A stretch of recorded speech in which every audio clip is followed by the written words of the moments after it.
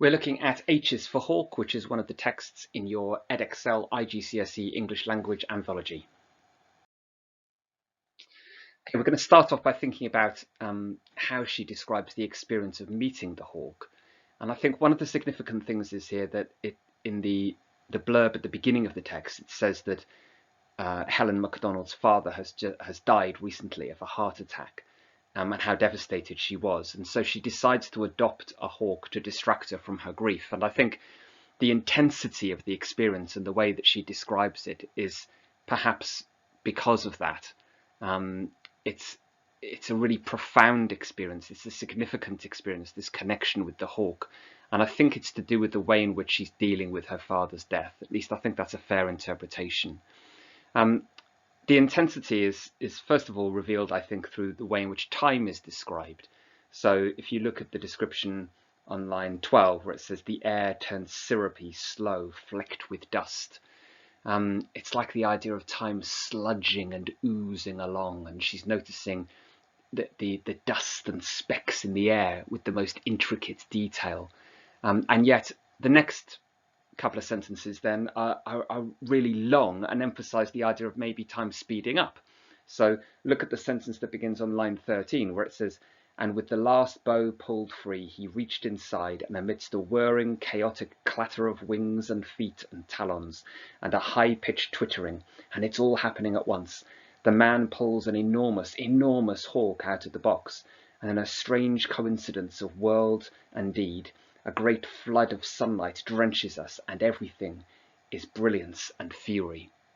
Very long sentence, which perhaps sort of speeds things up at that moment. And one of the things that does that is the polysyndetic coordination. And all that means is the repetition of and. Look how many ands there are in that sentence. This is happening, and this is happening, and this is happening, and this is happening.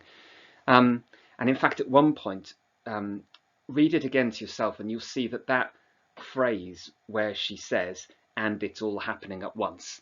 It's almost like as if that phrase doesn't really fit in to the structure of the sentence. She's kind of just slipped it in there, almost like as if the whole experience is so intense that she can't write about it within the confines of a normal English grammatical sentence. She's got to burst out of it to tell you everything's happening at once.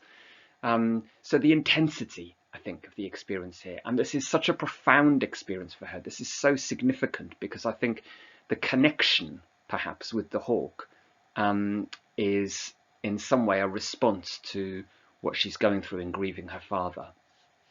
It also suggests in this third paragraph about her battling with something. So before the hawk comes out on line 13, it says, there's this sentence which just says, the last few seconds before a battle.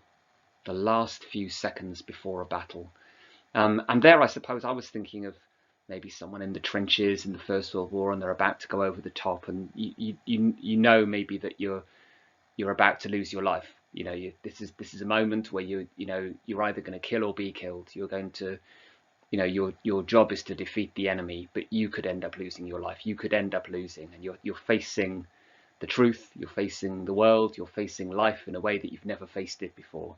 And that's how momentous the occasion is for her. That's how significant and profound it is.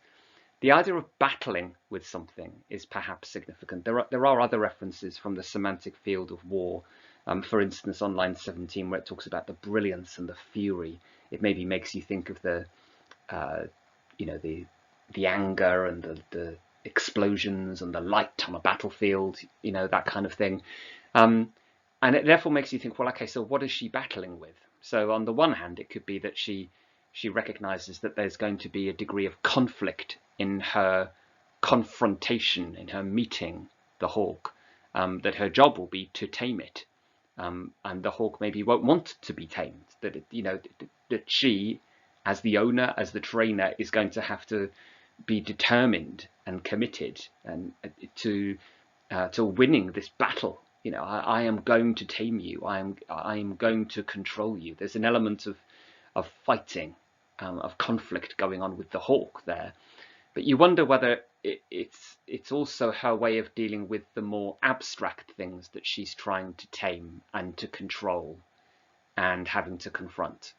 All the emotions, and the memories and the thoughts that she might be going through within her grief, and maybe in some way the battle that she's chosen to take part in adopting and then taming this hawk is a concrete way somehow of dealing with the more kind of conceptual, emotional battling and confrontations that she needs to undertake in going through the grieving process. So I suppose what I mean by that is that, you know, she's having to deal with very difficult emotions. You know, when you're grieving, you might have to deal with all sorts of things like regret and guilt and anger and you know, that sense of loss, and you know, this grief can bring to the surface lots of thoughts and emotions and memories and so on that you almost don't know how to control and how to deal with them. And somehow maybe her having to control and deal with and confront a physical thing in the form of the hawk is her way of trying to deal with what's happening deeper within her on a as I say, on a conceptual and emotional level. During the passage as a whole, there are these moments, aren't there, where obviously she meets these two hawks. She meets the younger one and then she meets the older one, and she seems to form a connection initially with this first hawk, but then she has to say, well, this was not my hawk, and then she meets the older one that she finds, I think, kind of quite intimidating to some extent, and she has less connection with it. And initially she tries to convince herself and say, well, this was my hawk, and then she thinks, no, it's not. No, really, my hawk was the first one that I saw. And so it really makes it obvious, I think, that when she meets this first hawk, the younger one, that she has that connection with it. And I think that connection with another being is, again, this way of dealing with the loss of connection with her father. That somehow she feels the need to connect with another being. And so it's kind of, her adoption of the hawk is a like a sort of compensatory act, you know, in response to the loss of the relationship and the loss of connection with her father. The intensity of her connection with the trainer is also quite significant and quite striking when you first read it. I don't know if you noticed it on lines 39 and 40. She's describing how the man, the trainer who's showing her these hawks, how he would have fed this hawk when it was really tiny, just come out of the egg, and would have held up on tweezers the food for the little hawk to eat while its new neck was wobbling with the effort of keeping her head in the air. And then Helen Macdonald comes up with this line, which is really striking. She says, "All at once I loved this man, and fiercely." Now, I mean, she might never have met him before. Certainly, you know, it's not as if this person is a friend. And yet, when she sees and realizes the intimacy of the connection between the man and the hawk, she sees this man's care and love and commitment and dedication and passion and his, I suppose, paternal instincts towards this hawk from when it was tiny. And I think that seemed to me, anyway, that seems to stir up memories and thoughts in relation to her father. And so I think that maybe explains the intensity of the way that, you know, look at that adverb, fiercely.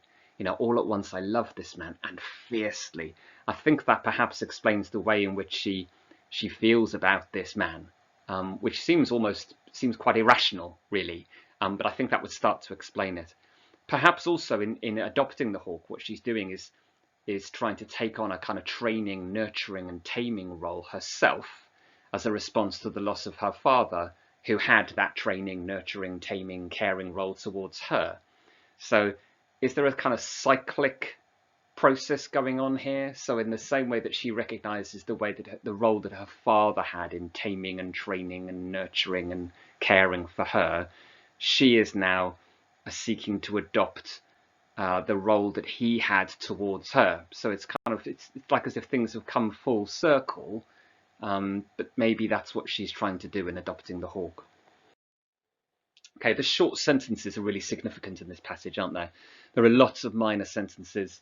Look at the beginning of the third paragraph. It says, concentration, infinite caution, daylight irrigating the box, scratching talons, another thump, and another thump. There's lots of consonants here. Consonants just means repetition of consonants. Okay, so in particular, you've got these t and k sounds, also an n sound as well. But there are lots of plosives, the t and the k. Maybe it's almost, does it create tension because it's almost like a clock ticking, or is it like the sound of the talons of the hawk scratching at the inside of the box? So the concentration, infinite caution, daylight irrigating, the tuk sounds. Is it kind of onomatopoeic, and maybe it adds to the tension here at that point? There's certainly lots of sensory description, lots of description of sights and sounds, I think, in this passage. There are also lots of moments, I think, where we tap into the narrator's thoughts.